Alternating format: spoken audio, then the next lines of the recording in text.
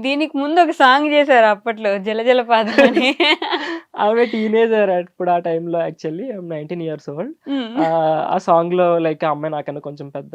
So, 'Sreeja' నేను అప్పుడు 'ఉప్పెన' cinema మంచి బ్లాక్ బస్టర్ హిట్. నేను హ్మ్. థియేటర్‌కెళ్ళాను. హ్మ్. హ్మ్. థియేటర్‌కెళ్ళిన తర్వాత నేను ఇలా కూర్చొని ఆ 'జలపాతం' సాంగ్ అలా like I'm mesmerizing it. Okay.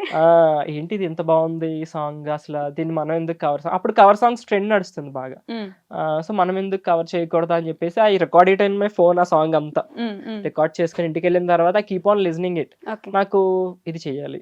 ఎళ్తదేమో like హ్మ్. అని చెప్పేసి లైక్ చేసేసా. ఎవరేమనుకున్న పర్లేదు. బికాజ్ నేనప్పుడు కొంచెం చిన్నోడిని and I'm not that matured looking ఉండదు నాకప్పుడు. హ్మ్. మీరు చూస్తే like very yeah! Innocent. Yeah! Ah yeah! సాంగ్‌కి నాకు సంబంధమే ఉండదు. సంబంధం ఉండదు. ఉండదు. సో, హ్మ్. చేసేసాం ఆ సాంగ్ అయితే ఫైనల్‌గా. చేసేసిన తర్వాత ఆదిత్య మ్యూజిక్‌లో రిలీజ్ చేసాం దాన్ని. హ్మ్. అది తెచ్చిన ఫేమ్ అసల నిజం చెప్పాలంటే జనాలకి స్టిల్ ఇప్పటికి ఉప్పెన. జల్ జలపాతం.